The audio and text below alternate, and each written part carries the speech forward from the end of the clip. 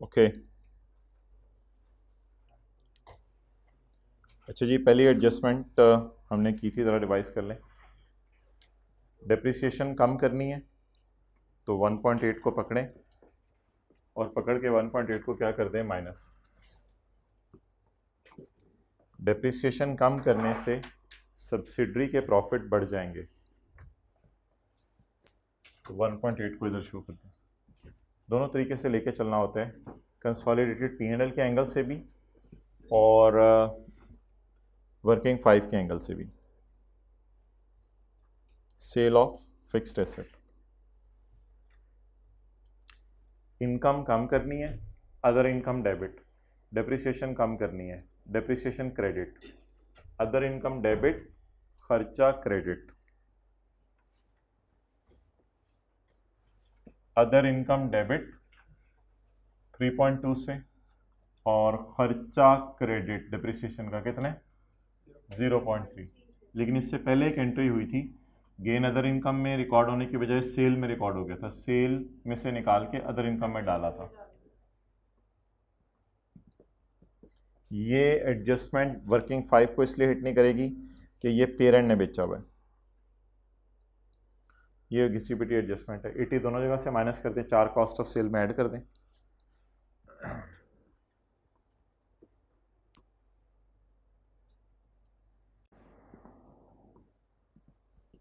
Subsidiary का profit कम करना है 4 रुपये से।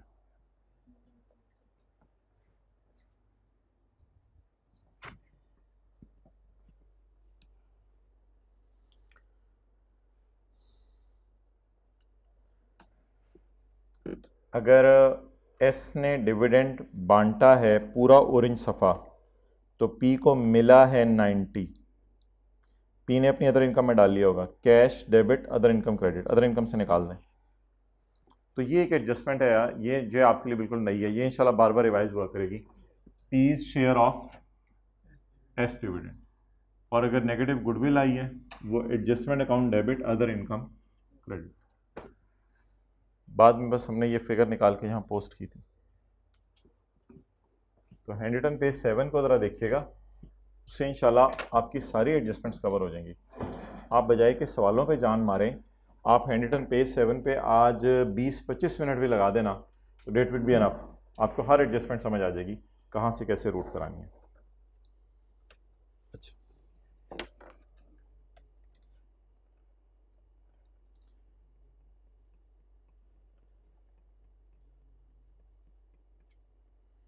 ये जी स्टैंडर्ड के कुछ पैराज हैं, ये आपको इंशाल्लाह मैं बता दूंगा। फ़िलहाल स्टैंडर्ड खोलने की ज़रूरत नहीं। पेज 24 पे आएँ।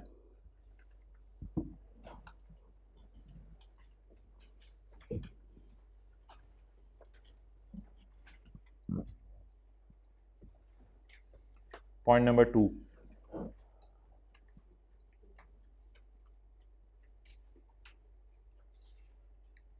पिछले साल बच्चे ये थ्योरी छोड़ के गए थे, फिर 1-2 नंबर का सवाल आ गया था, फिर परेशान हो रहे थे। कंट्रोल, असल में पेरेंट का सब्सिडरी पे क्या होता है, control. Control is assume to exist when the parent owns directly और इनडायरेक्टली थ्रू अदर सब्सिडरीज। हमारे सिलेबस में तो ये नहीं है कि हमारी और सब्सिडरीज भी कंट्रोल करें, बस हम डायरेक्टली ही ओन कर रहे होते हैं। तो control is assume to exist when the parent owns directly more than 50% of the voting power of the subsidiary. जब भी आप सब्सिडरी की 50% से ज़्यादा वोटिंग पावर ले लेंगे, तो आप अल्हम्दुलिल्लाह सब्सिडरी को क्या कर रहे होंगे, control. Unless in exceptional circumstances it can be clearly demonstrated that such control does not exist। unless के कोई exceptional circumstance हो और आप 50 से ऊपर भी ओन कर रहे हो, फिर भी आप कंट्रोल नहीं कर रहे होंगे। वो सर्कमस्टांसेस इसने यहाँ डिस्कस नहीं किए, इसलिए इस बात को छोड़ दें।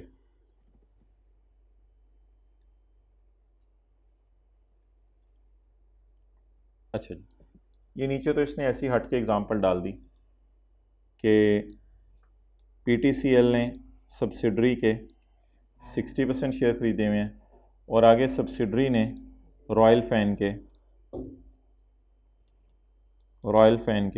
70% शेयर खरीदे हुए हैं।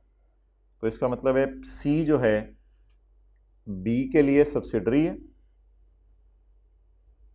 और ए के लिए सब subsidiary. A owns controlling interest in B and B owns controlling interest in C. A controls C indirectly through B. C is called as sub-subsidiary of A. Consolidation of sub-subsidiary is not in this syllabus. सब-subsidiary कौन होती है? हमारी subsidiary की subsidiary. अच्छा, अगला जी बड़ा मजे का कॉन्सेप्ट है।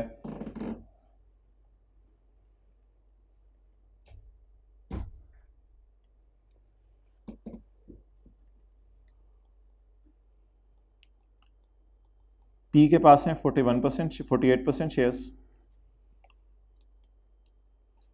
और अदर्स हैं 52%। इमरान खान नहीं है, 52% है। एक बंदे के पास 1%, एक बंदे के पास 1%, एक बंदे के पास 1%। I hope you got it. 48 plus 1 plus 1 plus 1 plus 1 plus 1 plus 1 plus 1 plus 1 100% shares. तो इसकी मिसाल मैं आपको बेहतरीन देता हूँ। पीटीसीएल ने यूफोन के शेयर खरीदे हुए 48%, मैंने खरीदे हुए 1%, आपने खरीदे हुए 1% यूफोन के, आपने 1%, आपने 1%, आपने 1%, आपने 1%, आपने 1%, 100%।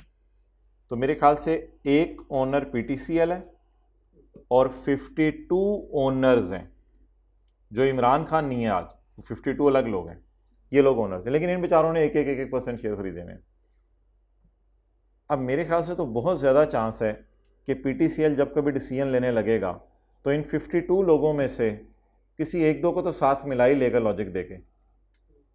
52 बंदों में से कोई 3-4 की राय अपने साथ करना कोई मार्का मारना नहीं है, नेचुरल सी बात है। और पीटीसीएल बात भी लॉजिकल करेगा, इसके पास पहले ही कंट्रोलिंग इंटरेस्ट है, अपने डिसीजन अपने फ्यूचर को सामने रख के ही फैसला करेगा। और 52 में से कोई ना कोई 4-5 बंदे इनके साथ मिल ही जाएंगे। ऐसी सूरत में भी पीटीसीएल कंसोलिडेशन करेगा। हाँ, अगर ऐसा होता 48 हमारे पास होते, 30% किसी के पास होते, 20-30% किसी के पास होते, फिर शायद बड़ा मुश्किल था। फिर बाकी 2 लोग हैं, सिर्फ 2 लोगों को साथ मिलाना ज़रा मुश्किल हो जाता है। लेकिन अगर 52 लोग हैं और हम एक हैं, तो मेरे ख्याल से तो कोई ना कोई हमारे साथ मिल ही जाएगा। अजीब सी बात है कहना कि सारे इकट्ठे हो जाएंगे, सबकी अपनी सोच है, सब कंपनी का फ़ायदा देखेंगे क्योंकि सबका स्टेक है कंपनी में। मुझे पहले पढ़ाने दें फिर नोट कीजिएगा। A company might control N other company. Company कौन है? पीटीसीएल। माइट कंट्रोल यूफोन, लिखें। A PTCL might control Ufone even if it owns shares which give it less than half of the voting rights. voting rights हमारे कितने हैं? Half या less than half? Such a company is said to have a de facto control over the company. Such a PTCL is said to have a de facto control over Ufone. Ufone पे हमारा de facto control है. De facto is a Latini phrase which translate is as of fact, हकीकत. It is used to mean reality or refer to a position held in fact if not legal right. तो छोड़े परे बस, reality तक काफ़ी। छोड़े परे हमारी मिसाल क्या नोट करनी है, या IK वाली मिसाल ले लें। 45% holding probably gives A complete control of B.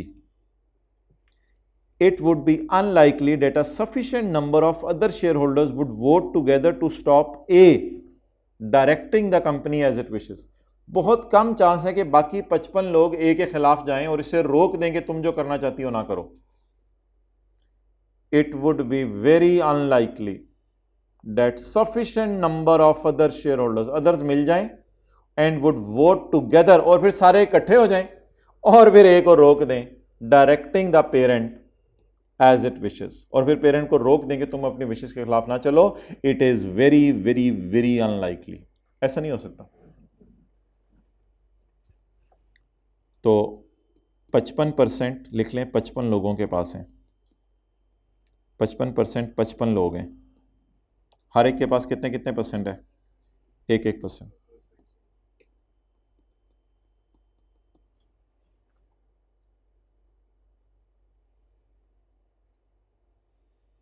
लेकिन ये तभी ऐसा हो सकता है कि दूसरे शेयर होल्डर छोटे छोटे छोटे छोटे हो, अगर दूसरे शेयर होल्डर भी 30-40 करके हैं तो फिर तो मसला हो जाएगा, फिर वो एक ही बंदा होगा कोई।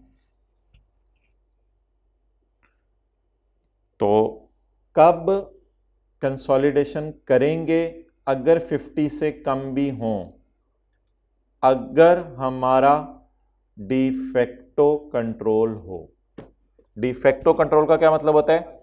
मेन हमारे पास है और छोटे छोटे छोटे छोटे शेयर्स बाकियों के पास हैं, उन बेचारों ने मिलके क्या कारनामा कर लेना है। अच्छा, पीटीसीएल के पास 45% शेयर्स हैं यूफोन के, नेस्ले के पास 30% शेयर्स हैं और पेप्सी के पास कितने बन गए? कितने हो गए बाकी? 25% शेयर। क्या पीटीसीएल कंसोलिडेशन कर सकता है? नहीं, अनलेस के पीटीसीएल एक मुआहदा कर ले या नेस्ले से या पेप्सी से कि तुम वही कहो करोगे जो मैं कहूँगा। ये फिर होता है किसी बंदे को साथ में ला लिया। अगर आप किसी को साथ में ला लें तो फिर तो आपकी चलेगी, कोई मसला नहीं। पहले मेरा ज़रा पढ़ लेंगे। A company might control N other company. A company कौन है? PTCL. Might control Ufone even if it owns shares which give it less than half of the voting rights, because it has an agreement with the other shareholders which will allow it to exercise control. PTCL ने Pepsi को साथ में ला लिया। PTCL ने Pepsi के साथ agreement कर लिया, जो मैं कहूंगा वो तूने करना है। फिर वो करोड़ रुपया दे के मनाए, 10 करोड़ दे के मनाए, वो फिर उसकी मर्जी है। लेकिन स्टैंडर्ड कहता है अगर मिला लिया तो फिर पकड़े जाएंगे।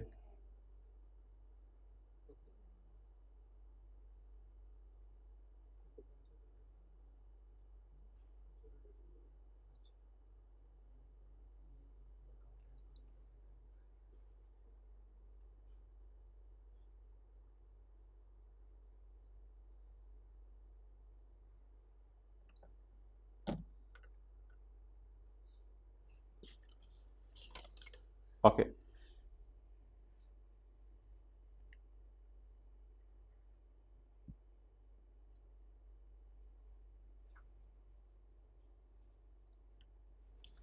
Existence of control over investee. Investee कौन है? यूफोन। इन्वेस्टर कौन है? पीटीसीएल। ओल्ड इन्वेस्टर कौन था? Saudi king.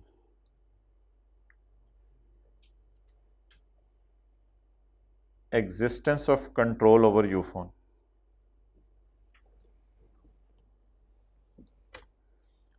An investor shall determine whether it is a parent। PTCL अपने आप को सोचेगा क्या मैं पेरेंट भी हूं या नहीं, ये ऐसे ही लोगों ने बातों करके पेरेंट बनाया हुआ है। An investor shall determine whether it is a parent by assessing whether it controls the investee। आपने उस वक़्त अपने आप को पेरेंट समझना है जब आपका सब्सिडरी पे क्या आ जाए? कंट्रोल।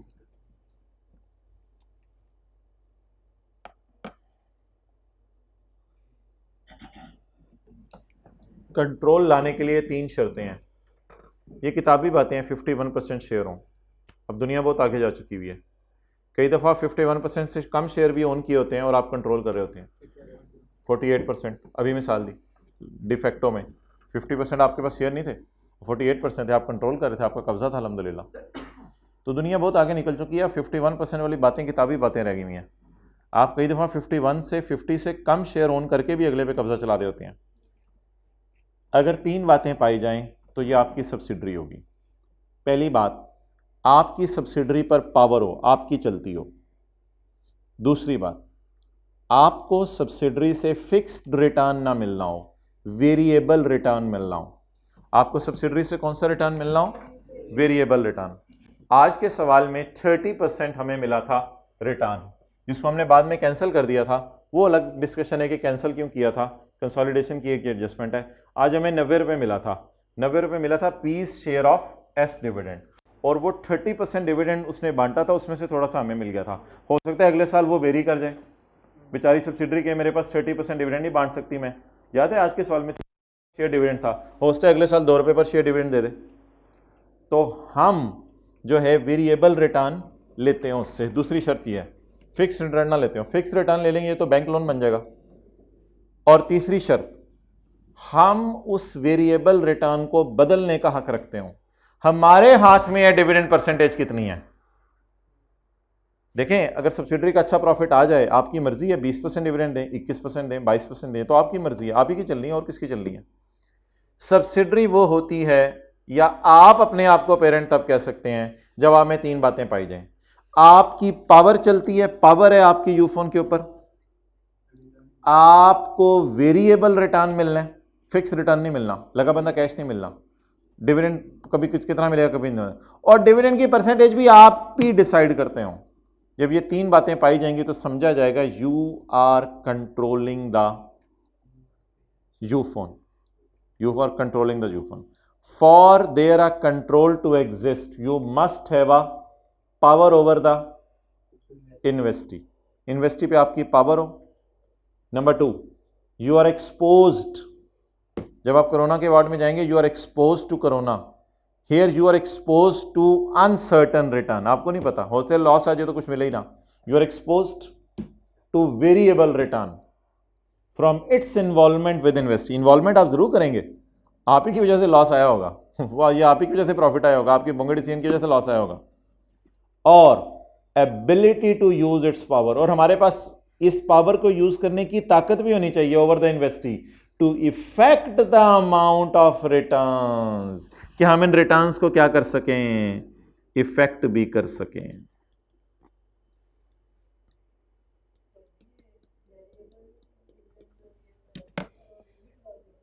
प्रेफरेंस हो जाएंगे तो फिर वो और बात है, वो फिर इन्वेस्टमेंट इन शेयर्स नहीं है, आप प्रेफरेंस को भी इग्नोर करेंगे आप, क्योंकि प्रेफरेंस के ऊपर भी फिक्स मिलता है इंटरेस्ट, तो इसलिए वो फिर बाहर निकल जाएंगे।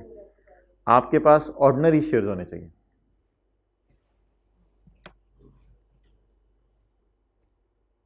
बच्चा तेज है, अच्छा आगे चलें। एन इन्वेस्टर कौन है, controls an investee when it is exposed और has right to variable return from its involvement with the end has ability to affect those return through its. ये जो लाइनें हैं ना, यहां से लेके यहां तक और यहां से लेके यहां तक और यहां से लेके यहां तक, इनको अलग से पढ़ने की जरूरत नहीं, ये उसने हेडिंग्स बना दी है नीचे, तो इनको छोड़ें, 3 हेडिंग्स बताएं बस। सब्सिडरी, हमारी सब्सिडरी कब बनेगी, जब हमारी पावर हो, हम एक्सपोज्ड हो कौन से रिटर्न से, from our involvement with the investee, ability to use its power, power होना काफी है, घर में अबू के पावर है, पावर है, पावर है, चलती अम्मी की हो, पावर होना काफी नहीं है। Ability to use its power over Ufone, Ufone की जान ले लें हम जब हमने पावर चलाएं, to effect the amount of return, के डिविडेंड तो हम ही डिसाइड करेंगे। अब भाईजान ये जो आगे बैसे हैं ना, ये नहीं पढ़नी, तो या तो बाकी काट दें या फिर जो हेडिंग्स हैं उन्हें बस ब्रैकेट में ले लें। For there a control to exist there must be how many conditions, power over investee, we are expose to variable returns and we have ability to use our power to effect the amount of return, dividend हम बदल भी सकते हैं।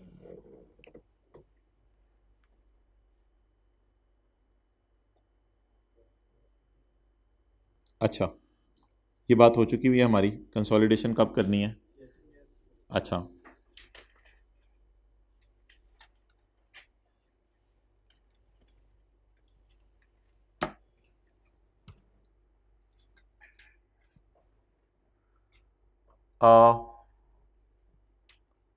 सबसे ideal ये है कि यूफोन का ईयर एंड और पीटीसीएल का ईयर एंड 31 दिसंबर हो, 30 जून हो, सेम हो। ये सबसे आइडियल है। अगर ये नहीं है तो 3 महीने का गैप एक्सेप्टेबल है। जाहिर बात है, आपको पता है पेरेंट की एक सब्सिडरीज नहीं होती, पेरेंट की डिफरेंट मुल्कों में कई सब्सिडरीज होती हैं, 5-5, 6-6, और हर सब्सिडरी अपने मुल्क के मुताबिक अपना ईयर एंड सोच के बैठी होती है। आइडियल सर्कमस्टेंस है पीटीसीएल और यूफोन का सेम ईयर एंड हो, कमाल बात है। नहीं होता तो 3 महीने का गैप हो जाए। लेकिन अगर 3 महीने का गैप होगा, उसमें आइडियल बात यह है कि 3 महीने की फाइनेंशियल इंफॉर्मेशन वो अलग बना के दे हमें, ताकि हमारे करीब पहुंचे और फिर हम कंसोलिडेशन करें।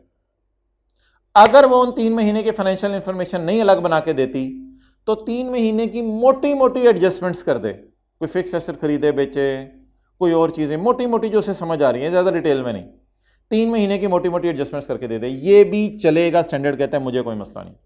लेकिन इन एनी केस 4 महीने का गैप, 5 महीने का gap, that is not acceptable at all. So what is ideal? Same date. What is acceptable? 3 महीने का गैप। लेकिन उसमें अगर आप 3 महीने की अलग फाइनेंशियल इंफॉर्मेशन बना के दे दें डिटेल्ड, तो भी बहुत आला है। अगर वो नहीं बना के देते तो कम से कम आप मोटी मोटी एडजस्टमेंट्स करके दे दें, तो मोटी मोटी ट्रांजैक्शंस की, जो बड़ी बड़ी ट्रांजैक्शंस आपको लग रही हैं, फिर भी चलेगा काम। जी बिल्कुल, जो आपका अकाउंटिंग ईयर एंड है, ये हमारा अकाउंटिंग ईयर एंड है, वो टैक्स वालों के एतबार से जो मर्जी साल चल रहा हो उससे कोई फर्क नहीं पड़ेगा, ये अकाउंटिंग ईयर की बात हो रही है। Same reporting date of parent and subsidiary, IFRS 10 है ये, पैरा नंबर B93, ये कभी देखेंगे कहाँ होते हैं, B92। अच्छा जी, the financial statements of parent and subsidiary used in preparation of consolidated financial statement shall have the same period end. Ideal क्या जी? Same period end. When the period end is different, the subsidiary prepares for consolidation purpose, ये मैं आपको कह रहा था, consolidation purpose के लिए क्या बनाएं? एडिशनल फाइनेंशियल इंफॉर्मेशन, ये बना लें, ये लफ्ज़ हाईलाइट करना है आपने, एडिशनल फाइनेंशियल इंफॉर्मेशन बनाएं as of the same date as the financial statements of parent.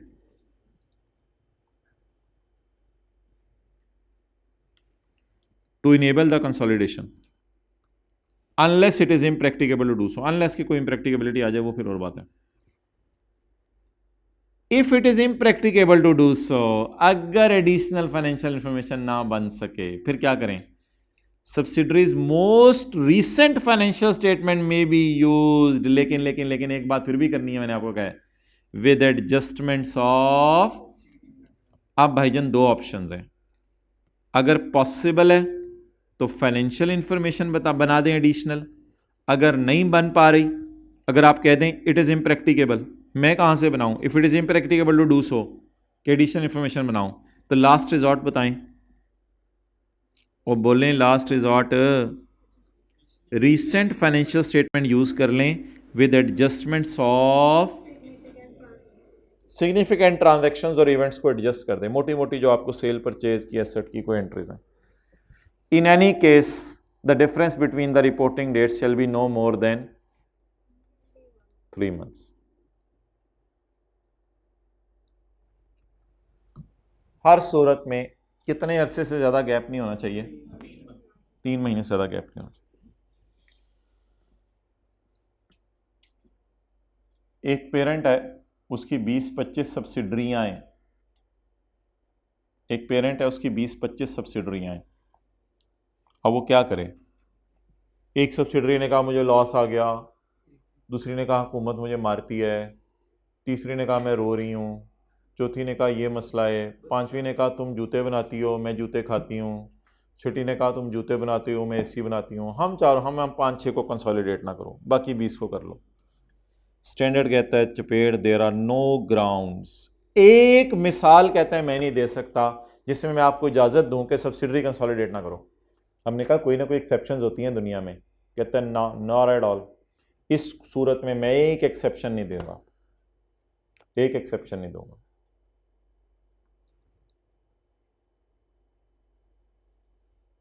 बहरहाल उलमा से मसला पूछा जाए, बंदा मरने वाला और सिर्फ सूअर का गोश्त पड़ा हो तो इतना गोश्त उधर भी खाने की इजाज़त है जिससे मरने से बचा जा सके, ये नहीं कि पूरी प्लेट में रख के फिर खाया जा रहा है। तो इस तरह हालत में यहाँ एक्सेप्शन अवेलेबल है, लेकिन इधर कहता है नहीं, कहता है मुझे एक मिसाल कोई दे के दिखा दो, कन्विंसिंग मिसाल, जहाँ मुझे दिल में आ जाए कि सब्सिडरी को क्या करना है, कंसोलिडेट नहीं करना। कहते हैं मैं मुझे कोई समझ नहीं आ रही। कहते पूरी दुनिया वाले लोगों ने मुझे मिसालें दी हैं, मैं किसी से कन्विंस नहीं हुआ। तो consolidated financial statement must include few subsidiaries, there are no grounds for excluding any subsidiary from consolidation. यार ये तो खत्म हो गया, 2 पैरे ये हैं और ये वाला आपको कराना नहीं, 2 ये हैं, छुट्टी तेरी मेरी कुट्टी। यूनिफॉर्म अकाउंटिंग पॉलिसीज का मतलब बता दें। यूनिफॉर्म अकाउंटिंग पॉलिसीज, ऑब्वियसली अगर पेरेंट FIFO यूज़ करे तो सब्सिडरी भी FIFO यूज़ करे, और अगर नहीं कर रही तो फिर कंसोलिडेशन के एंगल से कोई ना कोई एडजस्टमेंट हो सकता है, आने वाले दिनों में हम क्लास में करें। तो मॉडल तो सेम होना चाहिए दोनों का। Uniform accounting policies, if a member of a group, भाई ग्रुप्स तो दुनिया में बहुत बड़े बड़े हैं, पेरेंट्स की 6-6 7-7 सब्सिडरीज हैं। हम तो छोटा सा जेन रख के चल रहे थे, आजकल PTCL यूफोन, दुनिया तो बहुत आगे निकल चुकी है। If a member of a group, पूरा ग्रुप है PTCL, उसकी 6-6 7-7 सब्सिडरीज होती हैं। If a member of a group uses accounting policy other than those adopted in the consolidated financial statements, consolidated financial statement में जो पॉलिसीज चल रही हैं पेरेंट की वो और हैं और तेरी और हैं, for like transactions and events in similar circumstances appropriate adjustments are made to that group financial statement। जो ग्रुप वाले पॉलिसी चला रहे हैं वही चलाएं in preparing the consolidated financial statement to ensure conformity with the group's accounting policies। वैसे group accounting policy कौन decide करता होगा? पेरेंट डिसाइड कर लेता होगा, फिर सबको उसके मुताबिक चलना है। लेकिन अगर कोई इक्का दुक्का सब्सिडरी, आपको पता है हर घर में कोई ना कोई 1-2 बच्चा होता है, ऐसा नहीं माननी, तो इक्का दुक्का सब्सिडरी आई फाई शाई फाई कर रही है, तो फिर उसको बैलेंस शीट डेट के ऊपर चपेड़े मार के अप्रोप्रिएट एडजस्टमेंट्स कर लें और फिर उसको अपने मुताबिक ले आए। If a member of a group uses accounting policy other than those adopted in consolidated financial statements for like transactions and events in similar circumstances, appropriate adjustments are made to that group financial statements in preparing the consolidated financial statements to ensure conformity with the group's accounting policies। अच्छा, हमारे जैसा भी होता ना, उसने पता अंग्रेजी क्या बनानी थी, the accounting policies of group and subsidiary should be same. नहीं, जरा देखो, जरा लेवल चेक करो यार अंग्रेजी का, थोड़ा आप भी अपग्रेड करवाएं जरा अपनी अंग्रेजी। If a member of a group, जरा ऐसे ऐसे हाथ साथ साथ करें जरा। If a member of a group uses accounting policy other than those adopted in consolidated financial statements for मिलती जुलती transactions and events in मिलते जुलते circumstances, the appropriate adjustments should be made to that group financial statements in preparing the consolidated financial statement to ensure conformity with the group's accounting policies। नहीं, ये तो standard की language है ना भाईजान, ये तो स्टैंडर्ड का पैरा है B87। हाँ, ये इंटरनेशनल अकाउंटिंग स्टैंडर्ड्स में दो खोलोगे यही लिखा हुआ मिलेगा, स्टैंडर्ड का B87। 1 मिनट, सवाल पूछने हैं या ऐसे टाइम जाया करना है ना, या तो पैसे वापस, चल ठीक।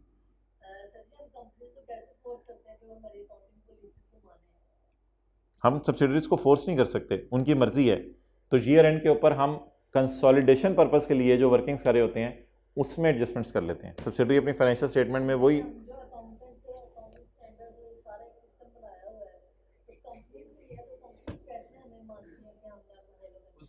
नहीं भाई, कंपनीज के ऊपर ये कंपनी लॉ की तरफ से रिक्वायरमेंट है कि आपने IFRS को फॉलो करना है। तो फिर IFRS को फॉलो करने तो हम तो IFRS की रोशनी में ही बताएंगे ना जी, इधर उधर की बात। Acquisition method, identify the acquirer. सबसे पहले ढूंढो PTCL कौन है। अच्छा, दुनिया में ऐसी डीलें हो रही हैं कि जब 1 मिनट, जब ब्रीफ केस ऑरेंज वाला पकड़ाया जाता है ना, और एक बंदा ब्रीफ केस इधर से पकड़ाता है, एक बंदा ब्रीफ केस दूसरी तरफ से पकड़ाता है, लोग परेशान होते हैं खरीदने वाला कौन है, किसने किसको खरीदा है। मैं मिसाल दे रहा हूँ, दुनिया में इतनी बड़ी बड़ी डील्स होती हैं कि लोग पता नहीं चल रहा होता किसने खरीदा है, कौन बिका है। आप लोगों को आज तक नहीं पता चला सियासत में कौन किसको खरीद रहा है कौन बिक रहा है। कहते हैं पीटीसीएल ही पता नहीं चलती कौन है, तो एक्वायरर पहले ढूंढो। तो all business combinations are accounted for. अच्छा ये जो हम प्रॉपर मेथड पूरा फॉलो कर रहे हैं इसका नाम है एक्विजिशन मेथड। एक्विजिशन मेथड का क्या मतलब है? सब्सिडरी के सारे एसेट्स शो करो, सब्सिडरी के सारी सेल्स वगैरह शो करो, क्योंकि आपने उसे एक्वायर कर लिया है। इस मेथड का नाम लिखें FIFO वेटेड एवरेज नहीं। ये जो हम मेथड फॉलो कर रहे हैं काफी दिनों से ना, this method is called as, बोलें, acquisition method. All business combinations are accounted for by using acquisition method. सबसे पहले किसको ढूंढा जाता है? पीटीसीएल को। सवाल में अन्यथा हम ढूंढते हैं खरीदा किसने किसको। उसके बाद क्या ढूंढते हैं सवाल में? Acquisition date. आज के सवाल में यकम अगस्त की थी। दूसरा स्टेप ये होता है। तीसरा step, record and measure identifiable assets acquired. वो असल में ये वाले एसेट्स हैं। एसेट्स एक्वायर नहीं होते, असल में हम यहां इक्विटी लिखते हैं। Identify the assets acquired and the liabilities assumed and any NCI in the acquiree. और एनसीआई निकालें वो कितनी है। एसेट्स पकड़ लें, एनसीआई पकड़ लें। रिकॉर्ड एंड मेजर गुडविल और गेन फ्रॉम बारगेन परचेज। या तो गुडविल निकल आएगी इस साइड पे, या बारगेन करके सस्ती चीज मिल जाएगी। वर्किंग वन बिल्कुल लिख लें। This method is called as acquisition method. तो अगर पेपर में कोई पांचवी चीज आएगी तो उसे हम क्रॉस कर देंगे। एक्विजिशन मेथड में बस ये चार चीजें देखनी होती हैं। ये कॉन्टिंजेंट लायबिलिटी छोड़ें। अगर कभी नेगेटिव गुडविल आ जाए, अगर कभी नेगेटिव गुडविल आ जाए, नहीं मैं मेरी गलती सुन लो, थोड़ा सा रुक नहीं जाना है, क्लास है, ठीक है जाएं। कौन सी? MFA। अगर कभी जिंदगी के किसी मोड़ पर नेगेटिव गुडविल आ जाए तो कहते हैं मेरा मशवरा है यहां पे आपने कोई रिवैल्यूएशन सरप्लस या लॉस में गड़बड़ की है कोई, वरना नेगेटिव गुडविल आ नहीं सकती, लोग सस्ती चीजें बेचते नहीं है। या आपने इन्वेस्टमेंट की प्राइस में मसला किया है, थोड़े से शेयर ले लो, थोड़े से पैसे ले लो, थोड़ी सी बिल्डिंग ले लो, इनमें आपने ना कोई फिगर गलत लिख दिया, या आपने एनसीआई को गलत निकाला है। और अगर ये तीनों सही हैं, कहते फिर मैं मानता हूं कि चीज आपको सस्ती मिल गई है। तो कहते हैं अगर कभी नेगेटिव गुडविल आए, मेरा मशवरा है, पेपर में नहीं ऐसे करने बैठ जाना, प्रैक्टिकली मेरा मशवरा है ये तीनों चीजें चेक करो, तुमने कहीं ना कहीं बोंगी मारी होगी, नहीं मारी बोंगी और ये तीनों ठीक हैं, फिर मानता हूं कि ये तुम्हारी नेगेटिव गुडविल है। अब bargain purchase is a business combination, bargain बहस करके परचेज करना, in which calculation of goodwill leads to a negative figure.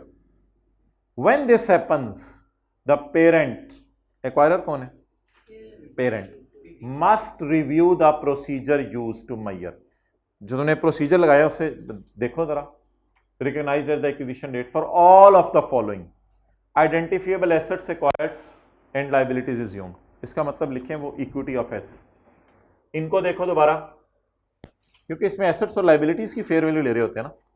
NCI को देखो, उसमें को तुमने बोंगी मारी होगी। और फिर कंसिडरेशन ट्रांसफर कौन सी फिगर होती है? इन्वेस्टमेंट वाली, इन्वेस्टमेंट वाली कंसिडरेशन ट्रांसफर।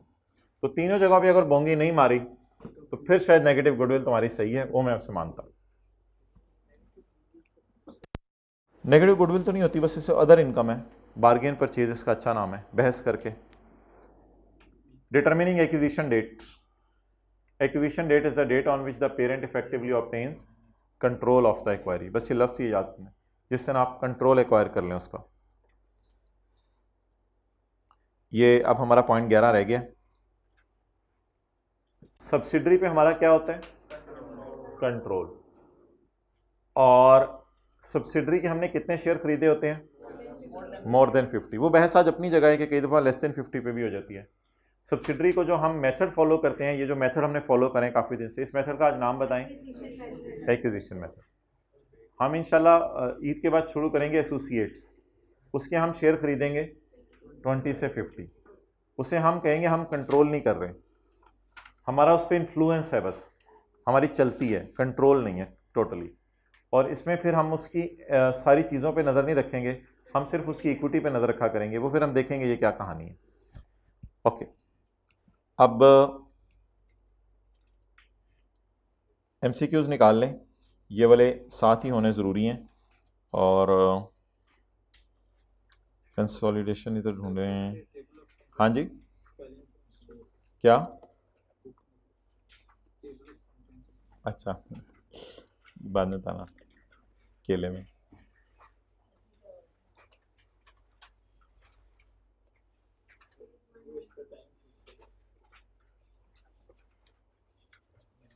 ये एमसीक्यू नंबर 54 कहाँ है जी? हमारा तेरी 6:30 बजे टिकट है, चपेट मारूं तुझे, बैठ। क्या बंदे आ रही है? सफा नंबर 204। सफा नंबर 204 भाईजान। कोई बंदा एमसीक्यू ना एक सफ़े पे लग लिखता रहे, फिर मुझे एंड में जरा बता भी दे तरतीब कौन सी है। High limited has a number of relationships with other companies in which of the following relationship is High Limited as a parent? कहते हैं आप पकड़ के बताओ कब पेरेंट बनेगी। High Limited has 50,000 non voting and 1 lakh voting shares. ये जो नॉन वोटिंग शेयर्स होते हैं ना, ये प्रेफरेंस होते हैं, इनका वोट नहीं होता, प्रेफरेंस शेयर्स। और 1 लाख वोटिंग, वोटिंग कौन से होते हैं? Ordinary shares. हाई को जरा आप समझें पीटीसीएल और फॉल को समझें जरा यूफोन। यूफोन के यार टोटल 50,000 शेयर्स हैं नॉन वोटिंग और 1 लाख हैं ordinary shares in issue with each share receiving the same dividend. हमने सारे नहीं ऑन किए हुए, we own all non voting, सारे नॉन वोटिंग हमारे हैं और 40,000 वोटिंग भी हमारे हैं।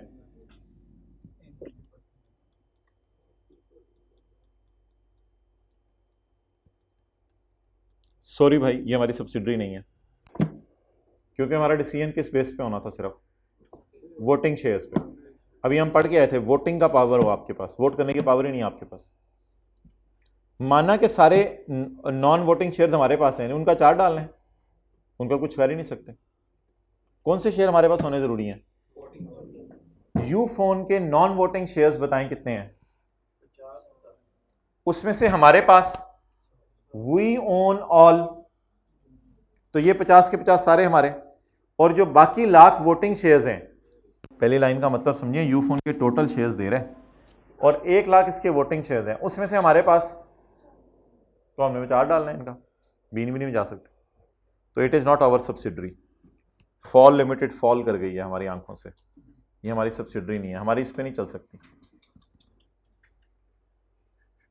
High limited owns 49% shares of equity in middle limited.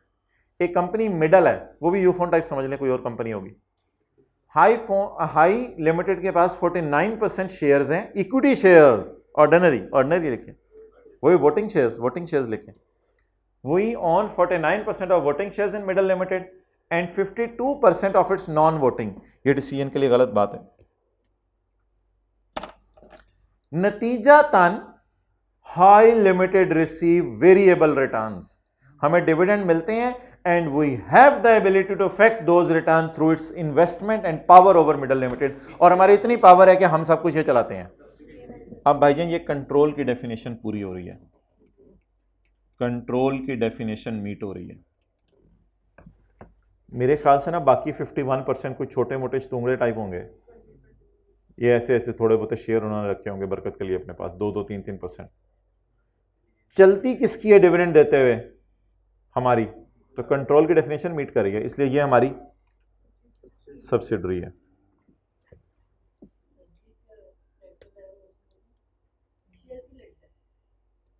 अच्छा जी, MCQ number 53। Consolidated financial statements are prepared on the basis that companies within the group are treated as if they are single. Consolidation करते हैं हम assume करते हैं दोनों एक ही हैं। क्या मतलब? ये P ये S, कंसोलिडेशन करते हैं हम एज्यूम करते हैं दोनों एक ही हैं। Which two of the following are requirements of this standard? इनमें से कौन सी स्टैंडर्ड की रिक्वायरमेंट है? All subsidiaries must adopt the accounting policies of parent in their separate financial statements. Excellent. No. Separate financial statement में लगाना जरूरी नहीं है। हमने कहा था अगर तुमने सेपरेट में लगा ली हैं तो हम कंसोलिडेशन के वक्त एक एडजस्टमेंट कर देंगे। हमें तुम्हें विजिट तो नहीं करेंगे कि तुम सेपरेट में भी फाइफो ही लगाओ जबरदस्ती। अगर हमने वेटेड एवरेज पसंद किया हुआ है, सेपरेट में हम उन्हें मजबूर नहीं कर सकते। फॉर कंसोलिडेशन पर्पस हम उसे कह सकते हैं कि रिक्वायरमेंट्स वो कर दो, लेकिन उसे ये ना कहें कि सेपरेट में भी अपने रूल बदलो।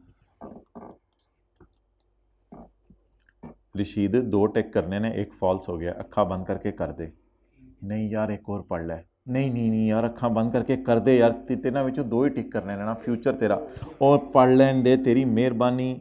Subsidiaries with activities which are substantially different to the activities of other should not be consolidated. कुछ सब्सिडरीज हैं वो कुछ और कर रही हैं, कुछ और कर रही हैं, कहते हैं हमारा प्रोग्राम है फिर इनको कंसोलिडेट नहीं करें।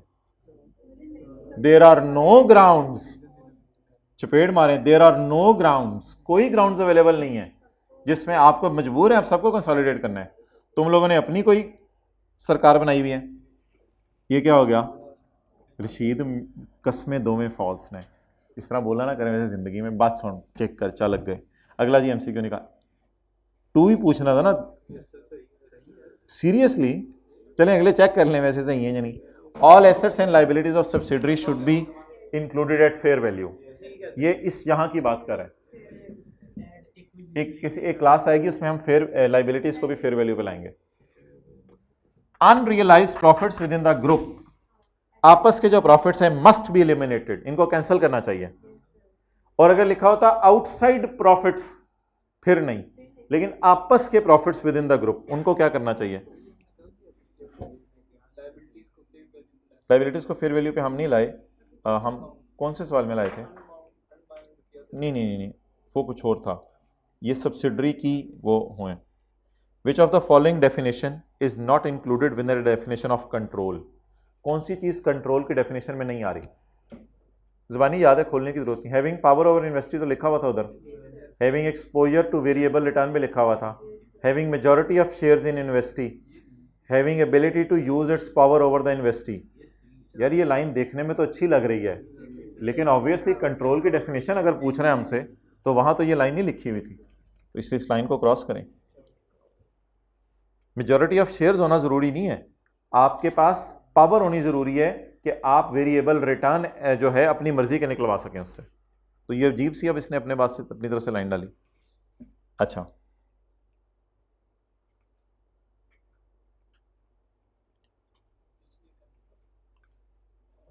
पिछली टाइम की इसलिए खोला हूं कि मुझे याद है कौन कौन से, वरना भी ढूंढने पड़ेंगे। Which two of the following statements are correct when preparing consolidated financial statement? A subsidiary cannot be consolidated unless it prepares financial statement to same reporting date as parent. हो सकती है बिल्कुल, सेम डेट जरूरी नहीं है, आप 3 महीने का गैप रख के भी कर सकते हैं। बोंगी मारी। A subsidiary with a different reporting date may prepare additional statements up to the dates of group. जबरदस्त है यार, एडिशनल स्टेटमेंट्स बना ले, और क्या चाहिए हमें। एडिशनल स्टेटमेंट्स अगर नहीं बना सकती तो अनलेस हमने कहा था फिर एडिशनल एडजस्टमेंट्स कर दे। एडिशनल स्टेटमेंट्स बना रही है फिर तो बहुत ही आला है। प्रॉपर हमें P&L बैलेंस शीट 3 महीने का अलग से बना के दे दे। जी आया नो, गले मिला नो। अच्छा, a subsidiary's financial statements can be included in the consolidation if the gap between the parent and subsidiary is 5 months। यार चपेड़ में आप चौथा टिक कर दें, बस आगे चलें। Where these financial statements are drawn up to different reporting date from those of parents, adjustments should be made for significant transaction of events occurring between the, if additional information is not possible। ये अधूरी बात है, लेकिन आप क्या करें, टिक किसी को कर सकते हैं ना। if additional information, if additional statements banana is impracticable, पूरी बात नहीं लिखी हुई शहजादे ने, अगर एडिशनल इंफॉर्मेशन बनाना इम्प्रैक्टिकेबल है तो ऐसा कर लें।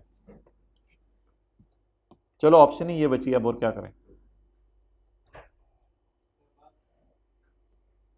बस यार पता कराओ, बस को जहां मंगवा लेते हैं। बस मैं सीरियसली आज घर वालों को कोई टाइम नहीं लेके आया। मैंने कहा था आगे 4 दिन मैंने पढ़ाई करनी है और वो करना है, तो घर बैठ के करूँगा ना अगले 4 दिन। तो अब जो है वो इधर से तो आज तो कोई लिमिट नहीं, घर वालों को पता है अगले 4 दिन घर ही हैं। तो फिर व्हेन नेगेटिव गुडविल अराइजेस, जब नेगेटिव गुडविल आती है तो क्या करें? IFRS 3 जिसका नाम क्या है? Business combination. ये स्टैंडर्ड का नाम है, कहीं बीच में अंग्रेजी में साथ ही ना पढ़े हों। Combination requires that amounts involve in the computing goodwill should be reassessed. जब कभी नेगेटिव गुडविल आए तो मशवरा कहता है मेरा ये है कि इन चीजों को रीअसेस कर लो। When the amount of negative goodwill confirm, फिर जब कंफर्म हो जाए तो इसकी काउंटिंग कैसे करो? चपेड़ P&L में कहां से जाती है? Capitalized and presented as non-current asset, credited to P&L, shown as deduction from non-current assets, credited to P&L। यार कितना कमाल सवाल खुला हुआ है आज। credited to P&L 340 other income में डाल दें, credited to P&L, P&L में डाल दें।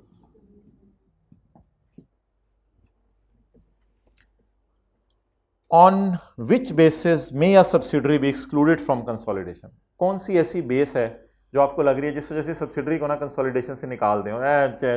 निकल यार तू। The activities of subsidiary are dissimilar. नहीं, इस वजह से तो ना निकालें। The subsidiary was acquired with the intention of selling, इरादा इसे बेच देंगे, इस वजह से ये भी कोई वजह नहीं। जब बेच देना तब निकालना, अभी तो नहीं निकाल सकते। Subsidiary is based in a country with strict exchange which may be different for them. There are the above 3 statements are not valid. कोई एक वजह भी सही नहीं है, क्योंकि देयर आर नो ग्राउंड्स। पहली लॉजिक क्या दी थी उसने? तू जूते बनाती तो मैं अंडे बनाती। ये तो बोंगी है। मैंने खरीदी है यूफोन, इंशाल्लाह थोड़े दिनों में बेच दूंगा। नहीं, कंसोलिडेशन करें जब तक है आपके पास। और अगली रीजन, वो एक ऐसी कंट्री में पहुंची हुई सरकार है जिनके इतने सख्त रूल हैं कि काफी अरसे से सब्सिडरी से हम पैसे मांग रहे हैं, वो चपेट भेज देती है। ये तीनों रीजंस नहीं है। You must consolidate all. ये पॉइंट डी। अब यू आर वेरी लकी कि अगर ऊपर मैं करता रहूं और कोई भी आइटम डिस्कस ना हुआ हो तो वो हम भी नहीं करेंगे डिस्कस।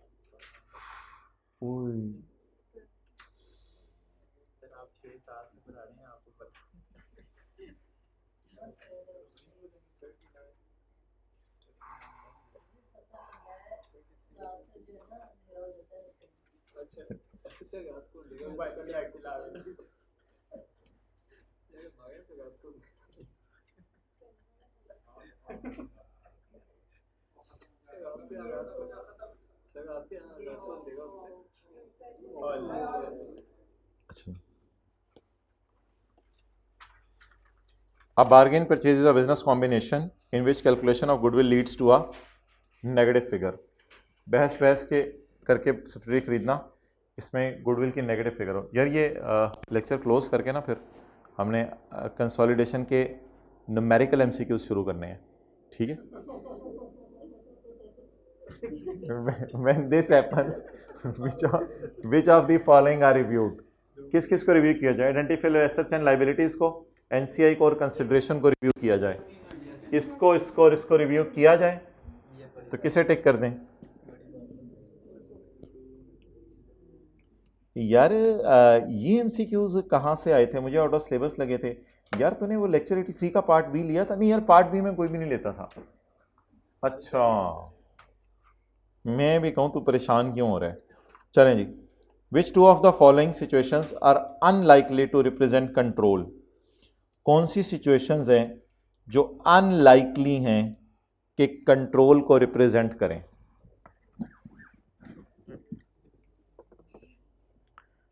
अनलाइकली का पता है मतलब क्या है?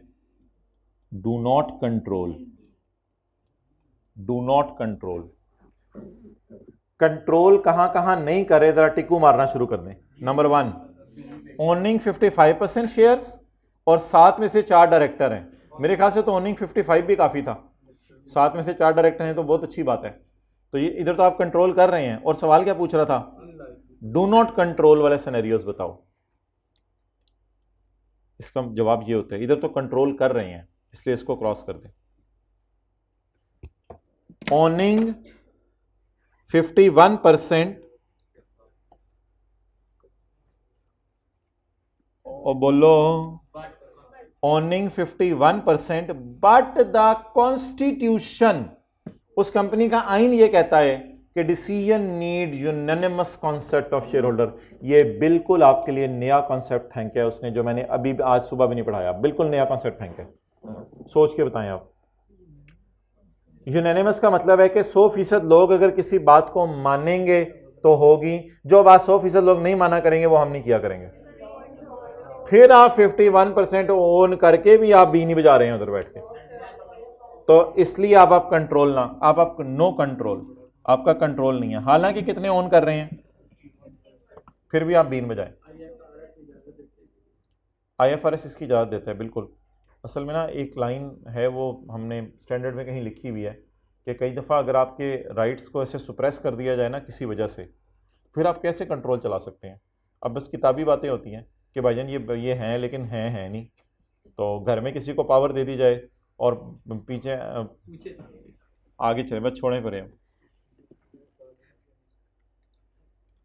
हैविंग, हाँ ये भी एक नई बात है आपके लिए, ये ज़रा सोचें। हैविंग करंटली एक्सरसाइजेबल ऑप्शंस, या कन्वर्टेबल शेयर्स पढ़े हैं कभी? वो ये होते हैं कि ऑर्डिनरी शेयर्स में कन्वर्ट हो जाते हैं, वैसे वो दूसरे होते हैं लेकिन कन्वर्ट हो जाते हैं ऑर्डिनरी शेयर्स में। हैविंग करंटली एक्सरसाइजेबल ऑप्शन, एक ऑप्शन है जो आप आज जाके भी एक्सरसाइज कर सकते हैं, which would take the share holding in invested to, आसमानों पे पहुंच जाएगी। लेकिन अभी शायद आपने एक्सरसाइज नहीं की, लेकिन मेरे तो ख्याल से लोग डरते होंगे आपसे, यार ये इसके हाथ में ऐसा पत्ता है, ऐसा कार्ड है, इसने जैसे ही फेंका सारे ही सोचते हैं यार इसके हाथ में तो ऐसी चीज़ है, इसने फेंकी तो सबने चुप कर जाना।